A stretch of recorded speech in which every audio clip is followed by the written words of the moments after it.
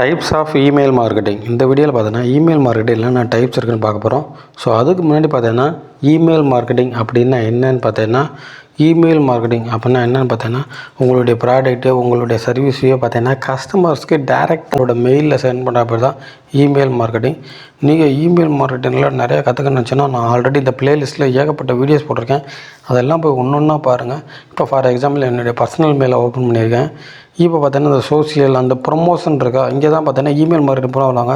அதுக்கு இந்த யூடெமின்ற பிளாட்ஃபார்ம்லேருந்து எனக்கு வந்து இந்த டிஜிட்டல் மார்க்கெட்டிங் கோர்ஸ் ரிலேட்டடாக ஒரு மெயில் அனுப்பிச்சிருக்காங்க பாருங்கள். ஏன்னா நான் யூடெமின்ற பிளாட்ஃபார்மில் சர்ச் பண்ணேன். ஸோ அவங்களுக்கு எனக்கு அனுப்பிச்சிருக்காங்க பாருங்கள். இதுதான் இமெயில் மார்க்கெட்டிங். ஒரு பிளாட்ஃபார்ம்லேருந்து உங்களுக்கு வந்து மெயில் அனுப்பிச்சு இந்த மாதிரி ஆஃபர்ஸ் இருக்குது இதெல்லாம் சொல்கிறாங்க பாருங்கள். இதுதான் இமெயில் மார்க்கெட்டிங்.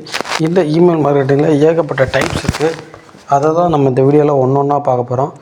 வாங்க போகலாம்.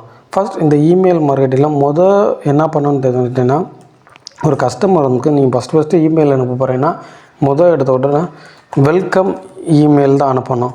வெல்கம் இமெயில்னால் என்னென்னா, சார் தேங்க்ஸ் சார், இந்த மாதிரி எங்களுக்கு வந்து சப்ஸ்கிரைப் பண்ணுறதுக்கு ரொம்ப தேங்க்ஸ் சார்.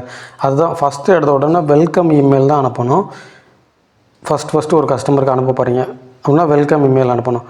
ரெண்டாவது பார்த்தீங்கன்னா, நிறைய பேர் வந்து பார்த்தீங்கன்னா கஸ்டமர் வந்து பார்த்தீங்கன்னா எடுத்த உடனே பார்த்தீங்கன்னா சேல்ஸு ஆஃபர்ஸ் இந்த மாதிரி பண்ணவே கூடாது. ரெண்டாவது கஸ்டமர் வந்து நியூஸ் லெட்டர் அனுப்பணும். நியூஸ் லெட்டர்னால் என்னென்னா, நம்ம ஏதாச்சும் ஒரு பிளாக் எழுதிருப்போம், ஏதாச்சும் ஒரு ஆர்டிக்கல் எழுதிருப்போம், அது ரிலேட்டடாக அவருக்கு வந்து மெயில் அனுப்பணும். ஓகேங்களா, இதான் ரெண்டாவது அனுப்பணும். மூணாவது பார்த்தீங்கன்னா கஸ்டமரை எஜுகேட் பண்ணணும். ஓகேங்களா, எஜுகேட்னால் என்னென்னு பார்த்தீங்கன்னா, அதுக்கு ஒரு கஸ்டமர்ஸுக்கு வந்து பார்த்தீங்கன்னா ஏசி வாங்குறதுல ரொம்ப ஆர்வம். ஸோ அவருக்கு நம்ம ஏசி ஆஃபர்ஸ் அனுப்பக்கூடாது. ஏசி எப்படி வாங்குறது, ஏசி பையிங் கைடு, ஏசி எப்படியெல்லாம் வாங்கலாம், இதெல்லாம் பார்க்கக்கூடாது. இந்த மாதிரி கஸ்டமர் வந்து எஜுகேட் பண்ணணும். நிறையா பேர் வந்து பார்த்தீங்கன்னா எடுத்தோன்னே அந்த ப்ரொமோஷனல் இமெயில் பண்ணுவாங்க. ஃபஸ்ட்டு நீங்கள் வெல்கம் நியூஸ் லெட்டர் கஸ்டமரை எஜுகேட் பண்ணிடணும்.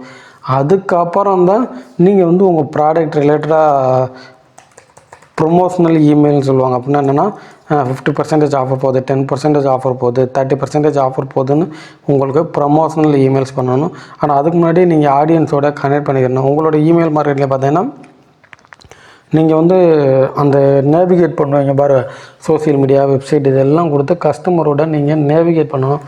அஞ்சாவது பார்த்தீங்கன்னா பர்சனல் இமெயில்.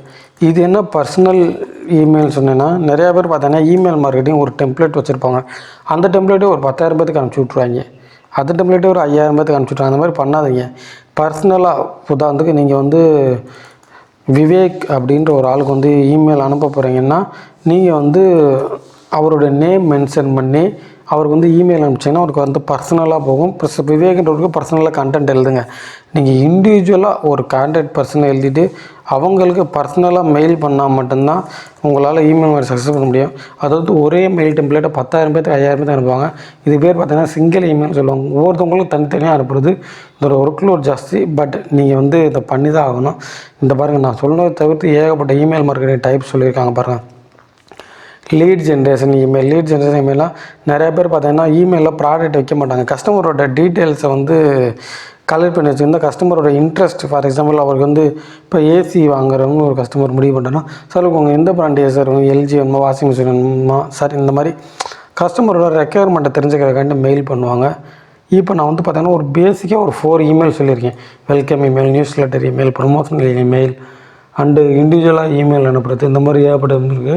இதை தவிர்த்து ஏகப்பட்ட இமெயில்ஸ் டைப்ஸ் இருக்குது.